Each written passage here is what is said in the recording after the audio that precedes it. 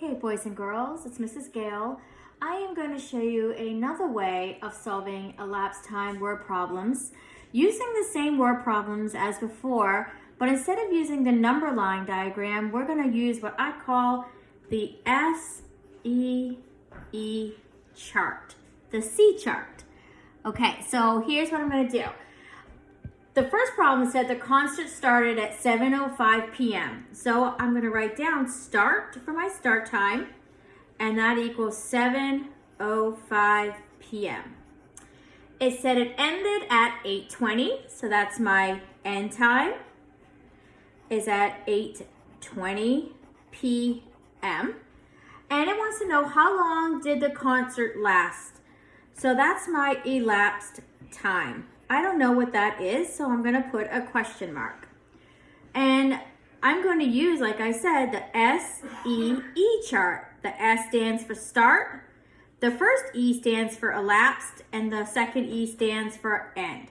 So I'm going to start by making my chart, S, E, and E. I'm going to put EL so we know that's elapsed time. So I start at 7:05. And just like the number line, we had mountains, which equaled 1 hour. And we had hills, and she said that was like 5-10 minutes. What she didn't say, we also have what we call rocks. And if I need the rocks, that's when I count by 1 minute at a time. So again, I'm just going to start with the hour, and I'm going to do the biggest jump I can. So if I use 1 hour here, I know that's going to give me an end time at 8:05. The only thing that changed was my hour. My minutes did not change. Now, this 8:05 that was my end time becomes my start time. And I know I cannot use another hour because that'll give me 9:05. So now I need to add minutes until I get to 8:20. So I'm going to count by fives like she did in the video before. So I'm going to put 5 minutes, and that'll give me an end time at 8:10. Again, the only thing that changed was my minutes. Now this end time will become my start time, 8:10. I'm going to add another 5 minutes. I get to 8:15. I'm still not at 8:20 yet. 8:15 becomes my start time. I'll add another 5 minutes. That gives me 8:20. That's exactly what I need. And to find the total elapsed time, I am just going to add.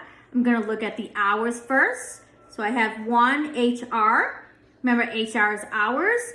And I'm going to count my minutes. 5, 10, 15. 15 minutes. So just like before, I get 1 hour and 15 minutes. But instead of using a number line, I use the SEE chart. Okay, so that's one type of problem. The second type, it said the hockey game started at 6:15. I'm going to write start equals 6:15. And it lasted 1 hour and 55 minutes. So I'm going to write elapsed. And I'm going to write 1 hour, 55 minutes. The question it's asking is, at what time did the game end? So I don't know my end time, so I'm going to put a question mark. And like before, instead of a number line, I'm going to use the SEE chart. Let me push this up for you so you can see it. Okay. So I'm going to write S-E-L for elapsed and E for end. So again, I know I start at 6:15 p.m., but I don't know my end time. But I know the game lasted 1 hour and 55 minutes. So again, I'm going to look at the biggest number here, the hours. So I can add 1 hour here. And the only thing that's going to change is my hour. My minutes will stay the same. So 6:15 plus 1 hour is 7:15. Okay, now that end time becomes my start time. And now my hour is not going to change. I'm going to use the 55 minutes. So I am going to count by tens here because I think it'll be easier to count by tens to get to 55. But you have to decide what works for you. You could count by fives. If some of you are really advanced, you could count by 30 minutes. It just depends where you feel comfortable. So I'm going to do it by 10. So 10 minutes. So the only thing that's going to change is my minute. So 15 plus 10 is 7:25. That becomes my start time. I'm going to underline the minutes so I know that's the only thing that's going to change. I have another 10 minutes and that gives me 7:35. That now becomes my start time.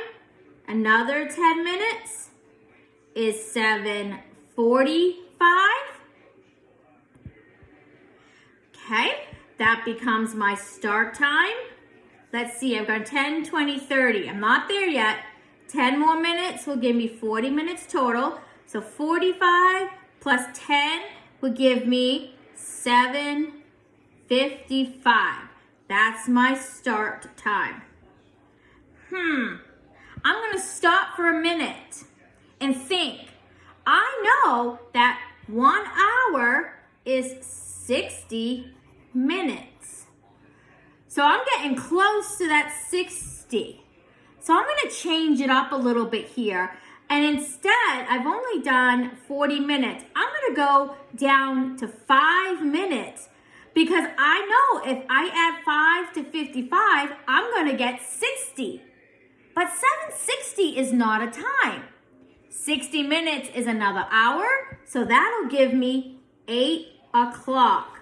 So now I've done 10, 20, 30, 40, 5. Okay, I need 55, so 8 o'clock. I'm at 45, 55. I can go back to that 10 minutes. And I will be at 8:10. And to make sure I'm correct, I'm going to add my elapsed time. 1 hour, 10, 20, 30, 40, 50, 5 minutes. So this game ends at 8:10 p.m. Okay, so when I'm looking at the 55, I want to get as close to that hour as I can. It just makes it easier when I'm counting. That's why I went down to the 5 minutes.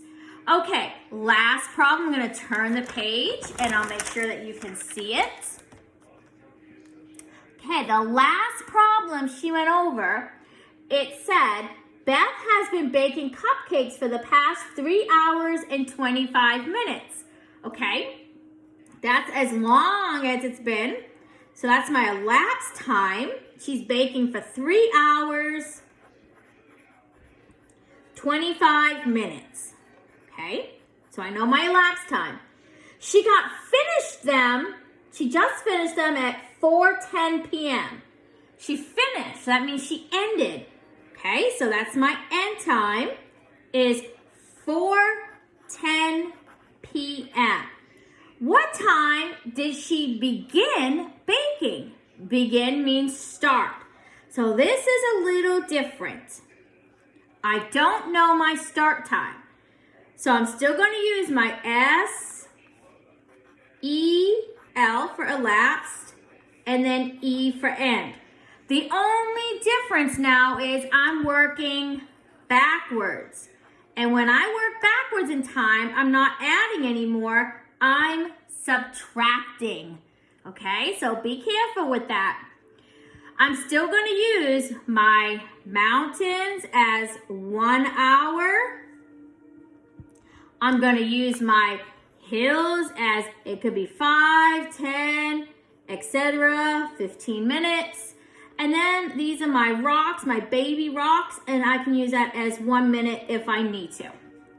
Okay, so I know I'm ending at 4:10 p.m. Again, I'm gonna look at my hours. I'm gonna go with that big jump first, okay? So I can either do two things. I can minus 1 hour, or I can do all three at once. I'm gonna do one at a time. So 4 minus 1, because I'm only changing the hour, is 3:10. So now this 3:10 is gonna come over to the end time, and I'm gonna write 3:10, and I'm gonna do another minus 1 hour, and that gives me 2:10. 2:10 is gonna become my end time. I'm gonna minus 1 hour, and I'm going to get 1:10. Okay, so now this 1:10 is my new end time. I'm done my hours, it's 3 hours. I need to focus on 25 minutes. So again, I wanna get as close to that hour. So I'm thinking to myself, the only thing that's gonna change here is the minutes. If I wanna get to 60, and I'm working backwards, so if I minus 10 from here, I would be at the next hour. So I'm gonna try just a minus 10 minutes. That'll get me at 1 o'clock, because 10 minutes minus 10 will get me to that hour of 1 o'clock. But I need 25, so I need to keep going. 1 o'clock is my new time. I'm gonna do another 10 minutes. But think about this. This 00 is kind of like I'm saying 60. So think of it as 60 minus 10 is 50. And when I go back past that hour, I'm no longer at that 1 o'clock. I'm at that hour before, which is 12:50. Okay? So think about this 00 is like 60. And when I go back, I'm going to be going to the hour before. Hour before 1 is 12. 10:20. So this now, 12:50 is my new end time. 10:20, I just need 5 more minutes. So now 50 minus 5, I know, is 12:45. So I know that she began baking at 12:45 p.m. and it's a good habit to check. 1, 2, 3, that gives me 3 hours, 10:25 minutes. Okay, this is the hardest one, especially when you go past the hour and you need to subtract the 1 and go back to 12. So be careful with these types of problems. So this is another way. You have to decide which way works best for you, the number line or the SEE chart.